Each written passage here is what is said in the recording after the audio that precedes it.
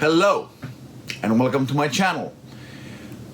This day marks a new era on my YouTube channel, mainly because I haven't really been talking in my videos previously, so this is a new thing that I was thinking about including in the videos, so there's gonna be talk, like it or not, and hopefully you are hearing me at the moment talking. Now that the Dark Sour activities are over for this year, and it was a lot of fun, it's time to prepare for the winter tour or the Christmas tour, whatever we want to call it in English. And I thought that I might want to talk a bit about preparation for that one. It takes a lot of time to prepare yourself for a tour that lasts 5 weeks, and we have a repertoire of 30 songs, which has a lot of technical parts and a lot of really fast playing at some points. Fast playing for most players. Of course, there are some players who don't think that it's fast, but those are mutants. Anyway, I was thinking about putting myself up to a bit of a challenge here publicly. This is not any kind of a guitar dogma or anything like that. I was just thinking that maybe if I do the same exercise every day for a period of time, be it 4 weeks or so, I might see what kind of results I get. There are a few variables here, which we will get into very soon, which will change things a bit, but let's just say that we will be working along all the other exercises during this period. I'm going to be exercising a lot of different techniques, songs, of course, practicing songs and stuff, making preparations with my gear and all of that, but this would be a public workout that I'm going to be doing every day. I'm not going to be videoing it all, but I'm going to be videoing the results each day, so you just need to believe me when I say that I didn't get this any further than this, or actually I got this far, tempo-wise. I'm going to be doing a workout that's based on the 3-note per string scale, and here I did not specify what 3-note per string scale, and that's on purpose because I'm gonna be doing 21 of them during this period. There's no reason to limit yourself to one sound. You have 3 different scales to work on, or at least I see it the way. I have a major scale, harmonic minor, and melodic minor. Each one of those has 7 modes. So why not play all of them? Because that's going to be one of the benefits of this exercise. Anyway, let's go into the scale. Today's scale, I'm actually on day 3 on this thing. Today's scale is B Phrygian. I'm usually working around the B center, tonal center on this exercise. So B Phrygian, which also could be interpreted as a G major, whatever works for you.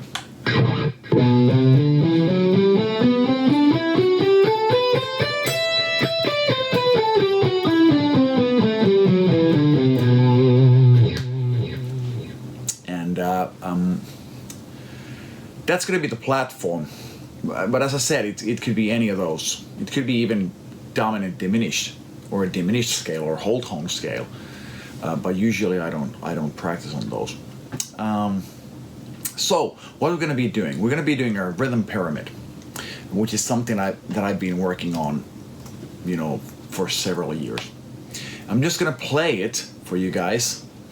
Excuse me for working on my computer at the same time. I'm just going to be putting things on and off. I'm just going to play through once, so you'll see what's going on.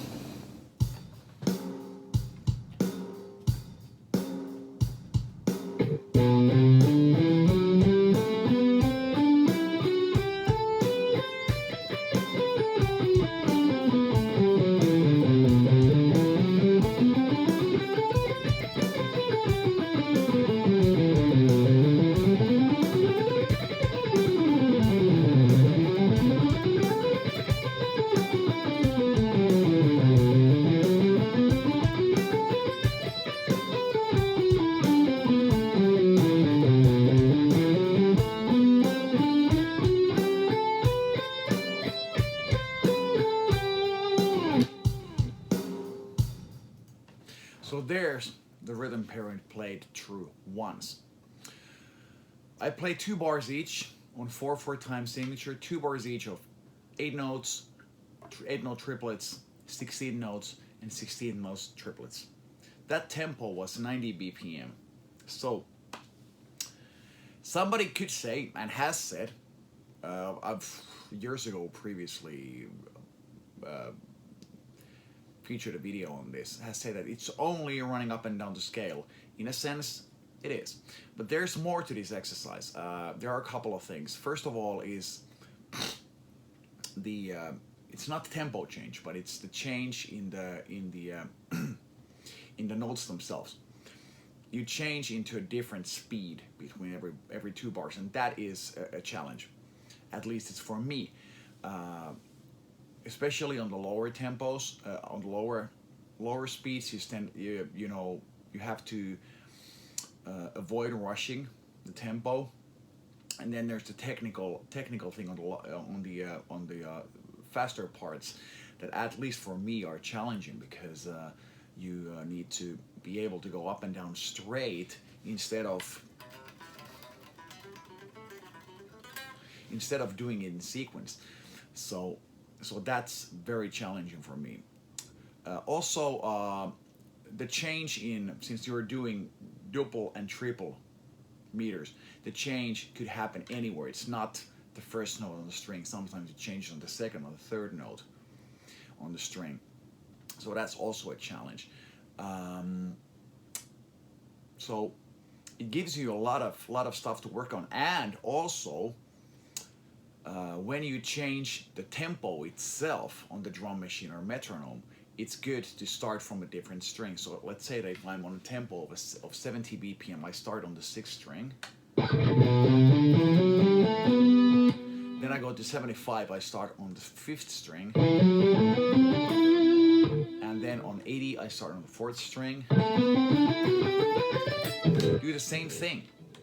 And that gives you a variable on what's happening with the scales. There's going to be a lot of changes in there. So that's one of the benefits. Besides learning your scale shapes, it's one of the benefits of the exercise is to handle those changes quickly in different places. Today I've done the exercise already, as it's good to do for me as the first thing of my exercise session, after warming up the joints in the neck and the back and the shoulders and stuff, and the wrists and the elbows and everything. It's the first thing that I do, and I got on to the speed of 105. So I'm going to demonstrate what that sounds like. And 105, in my case, I go into that tempo starting on the 2nd string, going down. So it's from there. And usually I play every even pair of exercise, I play it on the front pickup, and this is something that we will get into after I've played this, about the sounds and stuff. 105.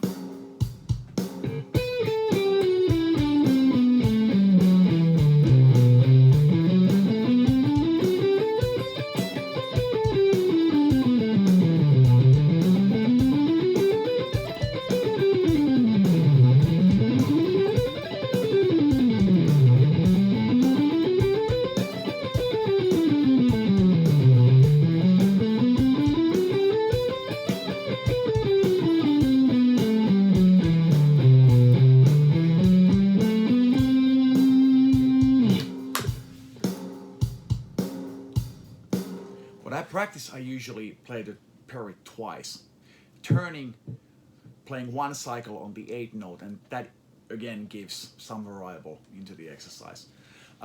It's good to make some changes along the way.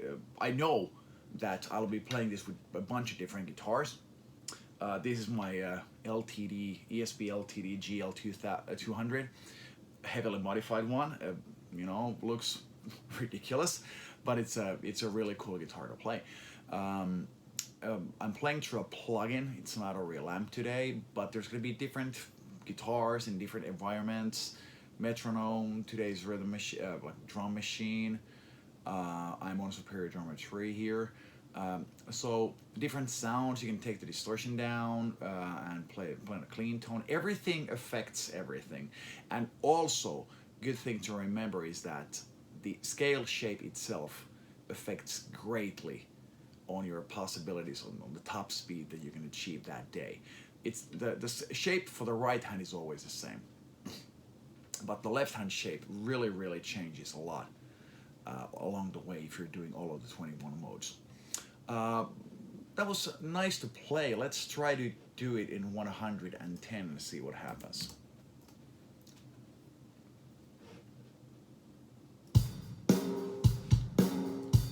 So, third string downwards, treble pickup.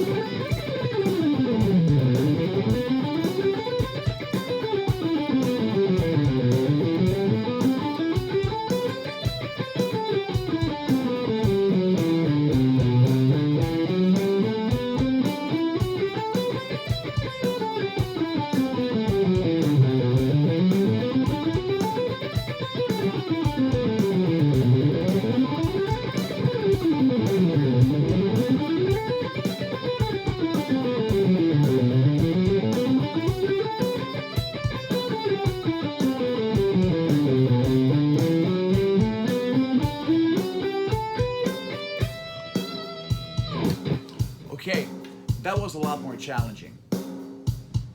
You know, I wouldn't accept that. In a practice session after that, I would go back to 105 and play it once again. So this is what's going to be happening every day for until the tour, and hopefully during the tour as well. So I know that doing this day after day after day will greatly affect a lot of things, you know, the sound of the notes on those lines, because playing those slow parts you can really concentrate on trying to sound good and being in time. So there's a lot of benefits. Just, you know, you can think about it for yourself. As a musician and an engineer and studio guy with not that much time to practice on the instrument, it's very essential for me to have exercises that give me the most bang for the buck, so to speak, so that they affect hopefully several different areas, as in here in this one. This is a good example. So let's see what happens during the course of the next few weeks, and I will try to post a video every day. All right, I'll see you later. Bye.